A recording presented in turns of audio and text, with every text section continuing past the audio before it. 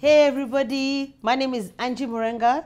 You're watching Just Angie and you're watching MwenyeNchi Monday. And today we want to talk about the media shutdown. Shege. Yes, Pastor Angie. Media shutdown. Walizima TV. That story, I can't believe it. For me, first of all, I felt like, we've got, where are we? Which dark times?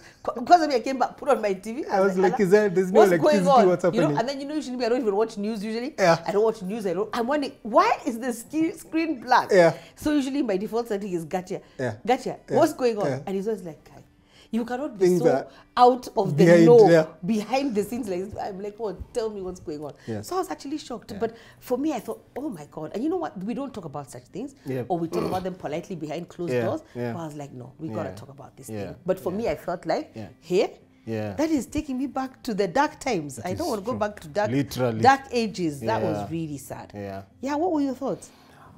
I think overall, government shouldn't, except in very extraordinary circumstances, government should not try and curtail the amount of information that reaches its people. Yeah, they can't. And part of this, and for me, the media shutdown, it plays into a bigger narrative of what's a government for, and who does it serve, you know? It serves the people. It serves the people. Yes.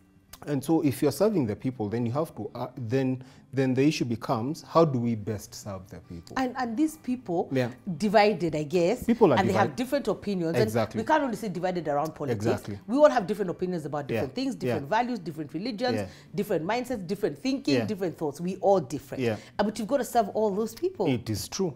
And so the the idea of shutting down media goes beyond not allowing people to see a particular event.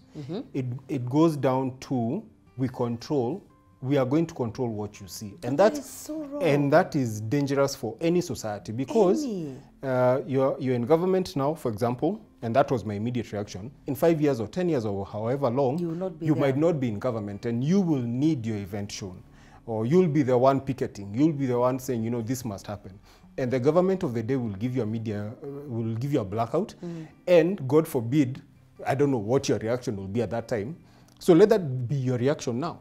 And so we have to look at, I think, we have to look at things and say, what's the most surgical way of dealing with a situation?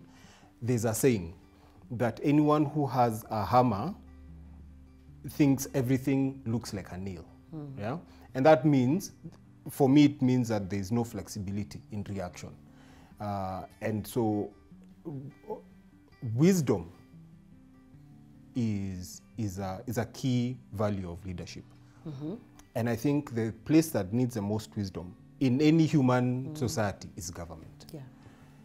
And I think compassion. Compassion. And then we're talking about service is our earnest endeavor. So you've got to serve everyone. Exactly. Not just part of the people. And you have to be the government of the entire nation. And in a country that's just come through a political situation exactly. that sort of was, I guess, I don't know whether it was 60-40, I don't know what the right term is, but it was quite a divided, and it wasn't a small divide, you know, Absolutely. It wasn't like 95-5. It was quite a significant divide. Then you've got to understand if you have to govern that country. It's true. You have to become the leaders of the entire nation. It's true. Therefore, you can't shut down our media. You have to be human as you lead. Okay. And I don't know, I haven't studied government or things of that nature, but it feels like government then becomes a system that tends to forget its building blocks. Okay. And I think that then determines a lot of the way it deals with human beings. And I long for a day when government can see people. You know, see people as individuals. See people as individuals. See people as people who, if they're frustrated, are frustrated, and not have to feel like you're a nail that needs to be hammered. Hammered down. Yeah. And therefore, this is by force. This is and then by I think force. it's what I thought about also, because I like practical thinking, Yeah. is like when us guys were growing up, Yeah. our parents said something, Yeah. and that was the end of our story. Yeah. We never asked why. Yeah. Then we have a generation Yeah. that asks why. It is the generation of why. Yeah.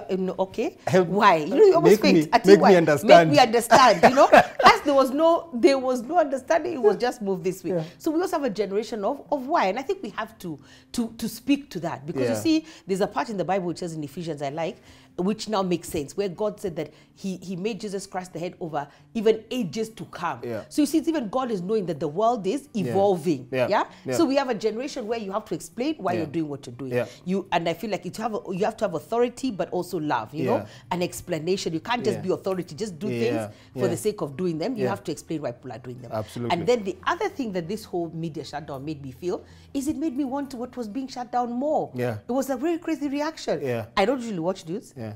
Usually. Yeah. Now, Yeah. every day, I'm on that channel. Why is there a black screen here? You know? Yeah. But and I felt, and maybe sort of understand how things go underground. Yeah. It's like when you ban one thing, what does it do? It just makes the thing go underground. But it's still going to thrive. It's even worse. It's going to thrive there where you try to put it. So sometimes it's just better to allow everybody to have what they need to have. Yeah. But you cannot, because shutting it down made me start craving. Actually, that's the word. Yeah. Made me start craving for something that I'll watch once in a while. Yeah, it's all true. of a sudden, It's true. it is imperative It's true. that I watch Citizen. What is going on? I was really upset. I think, you know, it's interesting. We're talking about political government, but governance is such an interesting concept, I think. How do you manage a system? That's governance. How do you manage your purpose? That's how do you govern your family? That's governance. I think if you have to be flexible. Yeah.